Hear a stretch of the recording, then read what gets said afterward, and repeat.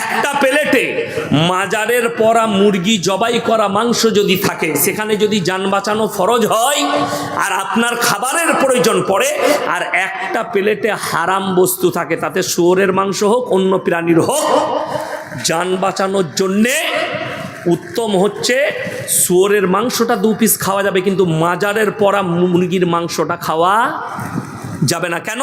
ওটা ডবল হারাম। কথাটা বুঝতে পারেননি? এখন এই গুটকাখোর জাহাঙ্গীর ভাই বলছে জিলাপি হুজুর ওর পেটে ভাঁটা পড়বে আর কি, মাজারের পড়া মালগুলো ওকে দিবে না আর কেউ, ইয়াসিন বলছে বলে। সে বলছে আরে ইয়াসিন কোরআন হাদিস জানে না, মাজারে আমরা মুরগিগুলো নিয়ে যাই তো আল্লাহর নামেই জবাই হয়। আপনাদের এখানে বাড়িতে কুটুম আসে না? আসে না? আসে।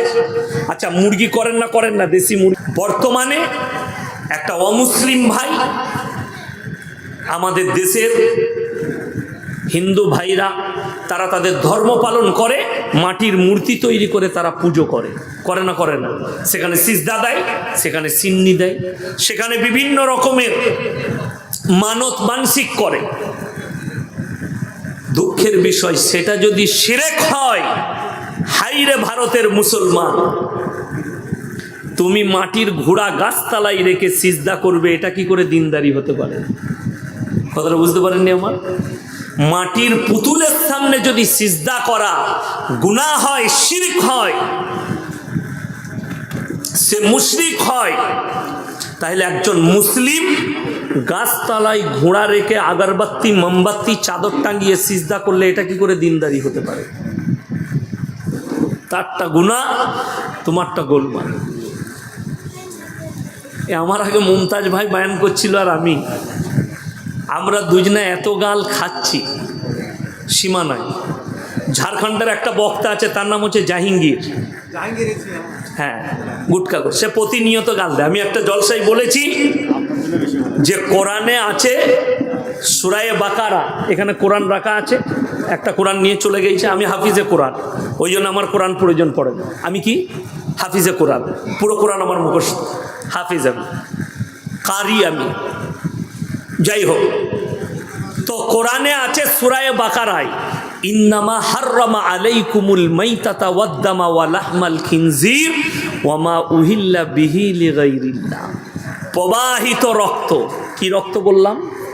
প্রবাহিত রক্ত, মরা জন্তুর মাংস, শুয়োরের মাংস এবং আল্লাহ ব্যতীত অপরের নামে উৎসর্গিত জিনিস তোমাদের জন্য হারাম করা হয়েছে।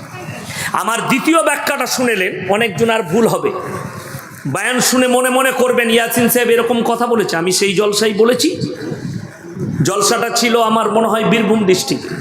আমি বলেছি যে একটা প্লেটে যদি মাজারে কেউ মুরগি দেয় বাবার নামে, কবরের নামে, আপনার পীরের নামে, গাছের নামে, থানের নামে, সেই মুরগিটা যদি জবাই করে রাখা থাকে, কোরআন শুনেলেন, এর পরের আয়াতটা যেটা পড়লাম, 1 নম্বর কি বললাম? প্রবাহিত রক্ত। 2 নম্বর মরা জন্তুর মাংস। 3 নম্বর শুয়োরের মাংস। 4 নম্বর আল্লাহ ব্যতীত অপরের নামে উৎসর্গিত জিনিস তোমাদের জন্য হারাম করা হয়েছে। আমি যেদিনে বয়ান করি, সেদিনে একজন বৃদ্ধ বাবাজি, জানি না নামাজ পড়েন, সে বলল যে আচ্ছা আপনি যে বললেন প্রসাদ খাওয়া যাবে না, আমি বললাম কেন খাওয়া যাবে না আপনারা জানেন? সেই ব্যক্তি বলল সেখানে গোবর মুতে ছিটে দেওয়া হয়, দেয় কি না আমি জানি না, সে বলল। আমি বললাম ওপরের মালগুলো সরিয়ে দিলে তাহলে তলারটা খাওয়া যাবে। কথাটা বুঝতে পেরেছেন না পারেননি? যদি এটা ব্যাপার হয় যে ওটা খাওয়া যাবে, মুদ দেওয়ার কারণে খাওয়া যায় না, গরুর মুদ দেওয়ার কারণে, তাহলে ওপরের গুলো সরিয়ে দাও, তলারগুলো খাওয়া যাবে। তো সে চুপ করে গেছে, বলছে হুজুর বলতে পারছি না।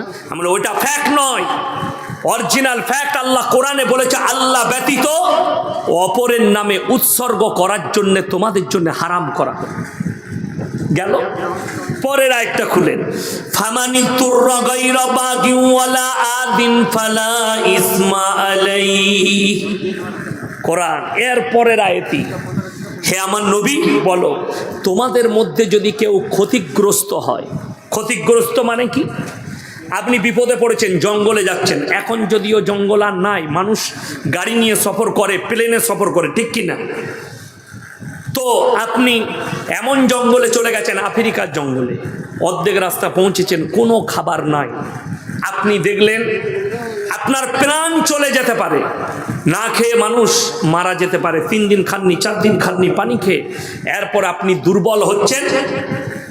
সেখানে যদি দেখেন হারাম কিছু বস্তু থাকে, কি বস্তু বললাম? শুয়োরের মাংস হোক, আপনার হারাম বস্তুর মাংস হোক, আপনি অতটা খেতে পারবেন যতটা খেলে আপনার প্রাণ বেঁচে যাবে। কথাটা বুঝতে পেরেছেন না? পারেন? এটা কোরআন শোনাচ্ছি আমি, খুলেন তফসির নিয়ে এসে দেখুন। এখন প্লেটে যদি মুফাসসিরিনরা বলছেন, বেশিরভাগ মুহাদ্দিস মুফাসসিরিনরা বলেছেন, একটা প্লেটে মাজারের পরা মুরগি জবাই করা মাংস যদি থাকে, সেখানে যদি জান বাঁচানো ফরজ হয় আর আপনার খাবারের প্রয়োজন পড়ে, আর একটা প্লেটে হারাম বস্তু থাকে, তাতে শুয়োরের মাংস হোক অন্য প্রাণীর হোক, জান বাঁচানোর জন্যে উত্তম হচ্ছে শুয়োরের মাংসটা 2 পিস খাওয়া যাবে, কিন্তু মাজারের পরা মুরগির মাংসটা খাওয়া যাবে না। কেন? ওটা ডবল হারাম। কথাটা বুঝতে পারেননি? এখন এই গুটকাখোর জাহাঙ্গীর ভাই বলছে জিলাপি হুজুর ওর পেটে ভাঁটা পড়বে আর কি, মাজারের পড়া মালগুলো ওকে দিবে না আর কেউ, ইয়াসিন বলছে বলে। সে বলছে আরে ইয়াসিন কোরআন হাদিস জানে না, মাজারে আমরা মুরগিগুলো নিয়ে যাই তো আল্লাহর নামেই জবাই হয়। আপনাদের এখানে বাড়িতে কুটুম আসে না? আসে না? আসে। আচ্ছা, মুরগি করেন না? করেন না? দেশি মুরগি করেন। আচ্ছা, কবরস্থানে করেন না বাড়িতে করেন? এই গুটকাখোরকে কে বুঝাবে? তো তোর যদি মুরগি করার দরকার তো মাজারে যাবি কেন? বাড়িতে কর। কথাটা বুঝতে পেরেছেন না? পারেন? আল্লাহর নামে জব করতে গেলে তাহলে তো মাজারে যাওয়া লাগবে না, যদি আল্লাহর নামেই জব করছিস। কিন্তু তা নয়। আপনি দেখতে পাবেন বেলডাঙ্গাতেই পাবেন, আমি বলবো না, জায়গার নাম বলবো না, নাহলে খুব ভয় লাগে। বেলডাঙ্গা তো কসাইখানায় ভরে দিবে নাকি ভয়। হ্যাঁ, একটা ছেলে ফোন করেছে, কি বুঝলেন, হোয়াটসঅ্যাপে লিখেছে, তো খালি মুর্শিদাবাদে এসে দেখাতো। আমি তাকে আজকেও লিখেছি যে আমি আজকে বেলডাঙ্গায় যাচ্ছি, আয় তো। আমি বললাম বেলডাঙ্গায় যাচ্ছি, চলে আয়, অসুবিধা নাই, তোকে কেউ মারবে না, তো খালি স্টেজে আসবি। বড় কষ্ট লাগে, দুঃখ লাগে, হক কথা বললে গায়ে লাগে। আমার ভাই, মুরগিটা যদি আল্লাহর নামে জবহ করা হয়, মাজারে নিয়ে যাওয়ার সওয়ালই আসে না। আপনি খুঁজলেন, আমার ছেলে মাধ্যমিকে পাস হয়েছে, আমি একটা পাথর চাবড়ি দাতা বাবার নামে ছাগল দেবো। বাবু দাতা বাবার নাম বলছে, আর তুই জাহাঙ্গীর গুটকাখোর বলছিস যে আল্লাহর নামে। কথাটা বুঝতে পেরেছেন না? পারেননি? যতজন নিয়ত করে মাজারে যায়। আচ্ছা বলুন আমার ভাই, খুব সুন্দরভাবে বুঝবেন একটা কথা, শিরিক কিরকম হয়, সূক্ষ্ম। আচ্ছা, ছাগলটা যদি আল্লাহর নামে জবাই হয়, তাহলে তার সমস্ত ঠ্যাং, মাথা, সিগমে এগুলো কোনোদিন ডাক হবে? কথা বলে না? এগুলো কি ডাক করা হবে, বিক্রি হবে? আরে গুটকাখোর জাহাঙ্গীর, ভালো করে শোন, পাথর চাবড়িতে নয়, যতগুলো মাজারে ছাগল আর মুরগি পড়ে সন্ধ্যাবেলায় ডাক হয়। ওগুলো পাথর চাবড়িতে যতগুলো ছাগল মুরগি পড়ে, তার মাথাগুলো পাগুলো ডাক হয়। আর টাকাটা যায় কোথায়? মমতা খালার ফান্ডে যায়, বাবার ফান্ডে নয়। অনেকজন গাড়ির ওপরে লিখে রেখেছে, আপনি মুর্শিদাবাদেই দেখতে পাবেন, কি দাতা বাবার দান। এর থেকে বড় শিরিক আর কিছু নেই। কথাটা বুঝতে পেরেছেন না? পারেন?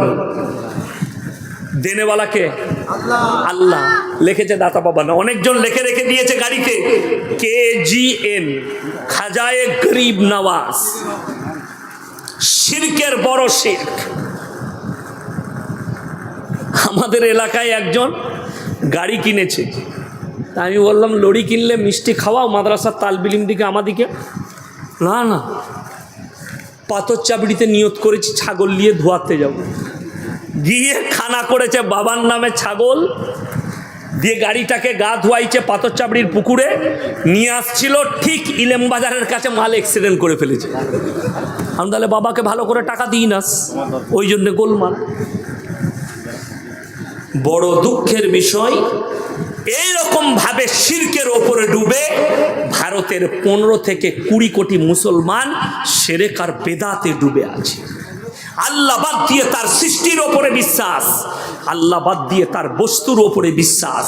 আমার ভাই, ঝড় দিলে যে গাছটা ভেঙে পড়ে যাবে, আপনি কেমন করে সেই গাছটা ওপরে বিশ্বাস রাখছেন আল্লাহকে বাদ দিয়ে? যে গাছটা, যে মাটিটা পানি হলে মিটে যাবে, যে কবরবালার হিম্মত নাই, কবরে যিনি শুয়ে আছেন সে উঠে তোমার সাথে কথা বলে, তুমি কেমন করে বলো? আমার ভাই, যারা আমাকে গালি দিচ্ছেন, আমি এখানে দলিল পেশ করে দেবো, আপনি অবাক হয়ে যাবে। অনেক মানুষ উর্দু বুঝেন না, তাই আজকে ভারতে ইসলামকে টোল করা হচ্ছে এই সমস্ত নালায়েক হুজুরদের জন্য। আমি একটা জলসাই বলেছি, আজকে যদি খাজা মঈনুদ্দিন চিশতি রহমতুল্লাহ আলাইহি জীবিত থাকতেন, এদেরকে কাফের বলে ফতোয়া দিত। আজকে যদি আব্দুল কাদের জিলানী রহমতুল্লাহ আলাইহি জীবিত থাকতেন, এদেরকে কাফের বলে ফতোয়া দিত। কেন? এরা যে কথাগুলো বলছে ইসলামকে টোল করা হচ্ছে। উত্তরপ্রদেশের ইউপির একটা অমুসলিম ছেলে একটা বক্তার বয়ানকে নিয়ে ইসলামকে টোল করেছে। কি টোল করেছে? আরে মুসলমান कहता है कि हमारा धर्म काल्पनिक है, গল্প। लेकिन जरा मुसलमान का सुन लो, কি শুনিয়েছে? বক্তা বয়ান করছে উত্তরপ্রদেশের উর্দুতে। কি বয়ান? मेरे भाई अब्दुल कादिर जिलानी रहमतुल्लाह अलैहि तो वो थे, इतने बड़े पीर थे कि उनके खानका में जो कुत्ता रहता था, की बोललाम कुत्ता माने की कुकुर, उसके खानके में जो कुत्ता रहता था वो पूरे दुनिया के सारे पीरों से अफजल है। जो बोलूँ नाउज़ुबिल्लाह। गुटखाखोर, জাহিলে মুতলাক, জাহিলে মুরাক্কাব, কুকুর কখনো মানুষের থেকে উত্তম হয়? কথা বলেন কি? উত্তম হবে? হবে না। 24 পরগনার এক বক্তা, অল্প বয়সী ছেলে, তাকে যখন ধরেছি যে ভাই এই বায়ানটা করলে কোথা থেকে, হুগলি ডিস্ট্রিক্টে ধরেছি আমি স্টেজে গিয়ে। আমি আপনি যেটা বললেন এটা কোথায় আছে? হাদিসে, কোরআনে, কোনো বড় আলেমের লেখা কিতাবে? সে বলছে হুজুর শুনে। আমি তো সুনা মৌলবি, পড়া মৌলবি লস। সোনা মৌলবি জানেন? মুখস্থ মৌলবি। ওটা মাদ্রাসায় যেতে হয় না, খালি শুনে। আর আমাদের দেশের একটা খুব ভালো বাজার, কেউ যদি কানে হাত দিয়ে সুর করতে পারে, মায়েরা বাবেরা বলে বিরাট বক্তাবে, মেয়েরা বলবে দারুণ বক্তালো, কি গলা, বুঝলি কিলো, বলে বুঝিনি কিছু, খালি গলাটা ভালো। এই করে সমাজটাকে অর্ধেক শেষ করে দিল এরা। এই করে শেষ হয়েছে। কি বায়ান করছে? আমার ভাইয়েরা, মায়েরা, বোনেরা, বড় পীর আব্দুল কাদের জিলানী রহমতুল্লাহ আলাইহি দস্তরখানে খানা খেতে বসেছেন। তিনি খানা খাচ্ছেন, তেনার দস্তরখানে তেনার মুরিদ তাকে মুরগির মাংস দিয়েছে, দেশি মুরগি। আমাকে ভাই খাসির মাংস খাওয়ালো, গরুর মাংস খাওয়ালো, কি বুঝলে? খেলাম। আচ্ছা, আমি যে ছাগলের মাংসটা খেয়েছি, আমি যদি বলি আমি ইয়াসিন মৌলবি শওকত সাহেবের ছেলে, আমি এত বড় অলি, ওই ছাগলটা মাংসটা খাওয়ার পরে ছাগলটাকে আবার বাঁচিয়ে দেবো, জীবিত করব, তা আমাকে জিলাপি হুজুর বলবেন না গুটকা করব? বড় কষ্ট লাগে। কি বলছে শুনে নেন। বড় পীর আব্দুল কাদের জিলানী, আমার বাবাজিরা, মায়েরা, বোনেরা, তিনি খাচ্ছেন। তিনার মুরিদ জিজ্ঞেস করলেন, বাবা আপনি এই দেশি মুরগিটা কেন খাচ্ছেন জান মেরে? বড় পীর বললেন, হে বাবা, আমি যে মুরগিটা খাচ্ছি, আমি বড় পীর ওই মুরগিটাকে জীবিত করার ক্ষমতা রাখি। জোরে বলুন নাউজুবিল্লাহ। এত বড় বেহুরমতি কথা। এই কথা যদি বড় পীর আব্দুল কাদের জিলানী লেকে যায়, কেউ দেখাতে পারে পৃথিবীর কোনো মৌলবি, আমি ইয়াসিন জীবনে আর সমাজের বুকে বক্তব্য দেবো না। এটা পুরো বানানো এবং মিথ্যা কথা। আপনারা বলুন, আল্লাহর কাছে রসুলের মর্যাদা বেশি না বড় পীরের? কথা বলে না এরা? রসুলের মর্যাদা বেশি। এখানে আলেমরা বসে আছেন, আমি চ্যালেঞ্জ ছুড়ে যাচ্ছি, গোটা বেলডাঙ্গায় এত বড় বড় মাদ্রাসা আছে, এতগুলো আলেম আছে, গোটা বেলডাঙ্গা থানায় আমি কালকে আবার আসছি, কোনো মৌলবি যদি একটা হাদিস দেখাতে পারে যে নবীজি সাল্লাল্লাহু আলাইহি সাল্লাম দুম্বার মাংস খেলেন, দুম্বাকে জীবিত করলেন, নবীজি সাল্লাল্লাহু আলাইহি